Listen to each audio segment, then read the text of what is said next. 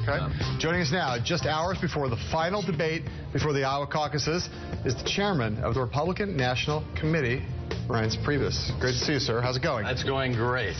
Here's my question. We just mentioned there's this debate tonight. You may have heard about that. Heard that? Yeah, it's a big deal. Why have you decided not to, as of now at least, though there's still some time, why have you guys decided not to try to step in and broker some kind of a resolution between Trump and Fox? Well, I don't think it's our place to get in the middle of it. And you know what? You remember back in November, the candidates didn't want us to get in the middle of it. So, you know, the reality is the candidates wanted to negotiate on their own with the networks, and that's what they wanted to do, and that's what we've let them do. Well, you guys have been obviously in the middle of the debate process in a variety of ways, right? Yeah. And, I mean, you presumably do not think this is an optimal outcome. You would prefer, you personally and the committee would, for the better of the party, it would be better if Donald Trump was on that debate stage. No? Sure. I mean, and that's what we would anticipate by putting out the calendar months ago and having the candidates agree to the calendar. But I have also said, and I've said it a million times, so it's like something frozen in my memory, that our job and what we did is said, here are the debates for the 2016 election. You can compete in any debates you want. You don't have to compete in all the debates. But if you compete in a debate not on the calendar, then you're not going to compete in the debates on the calendar. But if it would be better for voters in Iowa, voters in the country, and better for the party for Trump to be on that debate stage, why not offer to be helpful? What's wrong? What would be wrong with that?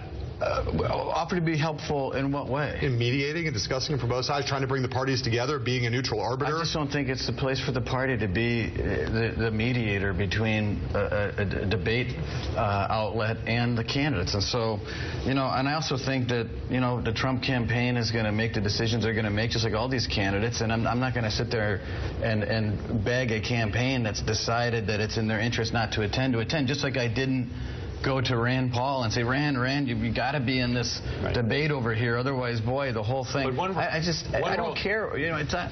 If the candidates want to compete in a debate, they can. If it's in their interest not to, then who am I to say? But one role you are playing, and you'll continue to play as the process goes forward, is you pick the media outlets that sponsor these debates. Sure. One of the media outlets you picked put out a press release mocking one of your candidates. Is that appropriate? Well, I think, listen, what I think is that obviously there's a war of words that goes on sometimes between media outlets or particular reporters and candidates, and that happens. When National Review, for example, when they had written critical articles about Donald Trump, and I was fine, but wait a minute, but I was fine moving forward National Review, an article here or there. That was not the issue. Right. But when an entire publication comes out and says, this is our editorial opinion. That's not what happened in Fox. Donald Trump was on O'Reilly last night. Well, I mean, come on. But the union leader was removed from a debate. That's right. Let me take it away from Fox. Is it appropriate for a sponsor of the debate who's going to televise it to put out a press release mocking one of the candidates? Is that appropriate from your point of view? I'm not going to get in the middle of it. I know you want me to get in the middle, and I'm not going to. I'm not asking you to get in the middle. I'm asking you to weigh in. You're fine with that. That's up for the two entities to argue about. As far as but if an entity comes out and says our is going to be let me ask you a different way. Or promote a particular Say you and I are team teaching a course for young students at the University of Wisconsin, and just doing like a hypothetical, Politics and Media 101. Is it good manners for a debate sponsor within days of the debate to put out a press release mocking one of the candidates? Would you tell our students, yeah, that's fine? Or would you say, you know what, probably not a good idea? You know, look, I know what you're trying to do. What would you tell the kids, Mr. Chairman? What would I tell the kids? Look, I would tell people to treat other people as you'd want to be treated. Right. Okay? But the fact of the matter is, these disputes between reporters and media outlets and candidates are not disputes that we're going to get in the middle of every one. But I will call the shots when someone is chosen either to be totally promoted or totally opposed. Why?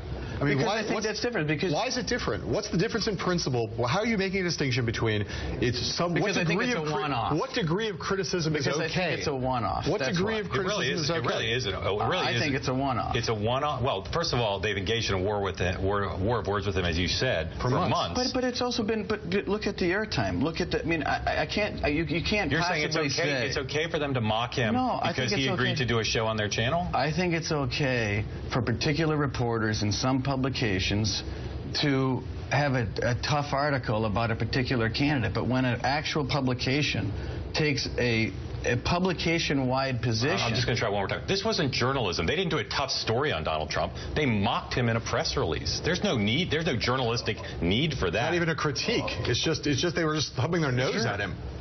I hear you, but that doesn't mean that someone is excluded from the entire debate. Right. Just like one article in the Wall Street Journal from a particular writer doesn't mean they can't be a debate sponsor. Seems to me, if the Wall Street Journal said, this is our candidate, and this is the person we support as an editorial board, then they can't.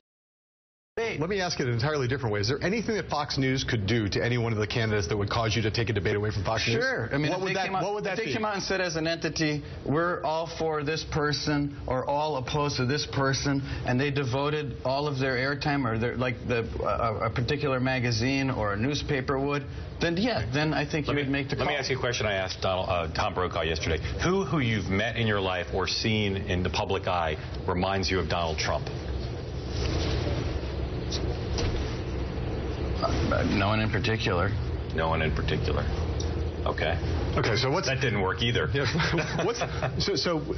the Republican debate without Donald Trump is like a day without sunshine? Is this debate going to be worth watching? Is this debate going to be worth watching without Donald Trump on stage? Well, of course it is. Just like the first debate's worth watching. Right. I mean, the debate that we're having before the main stage is worth watching. I think they're going to have a lot of people watching. I think it is going to be, I don't know how many millions, but I think it's going to be something that would certainly break any record from the past. All right. Chairman, thank you. Reince Priebus, it's always not just a pleasure but a delight to have you at this table. Thanks again. Happy birthday to your son, belated. Oh, you bet. Thank you. Thanks a lot. We'll be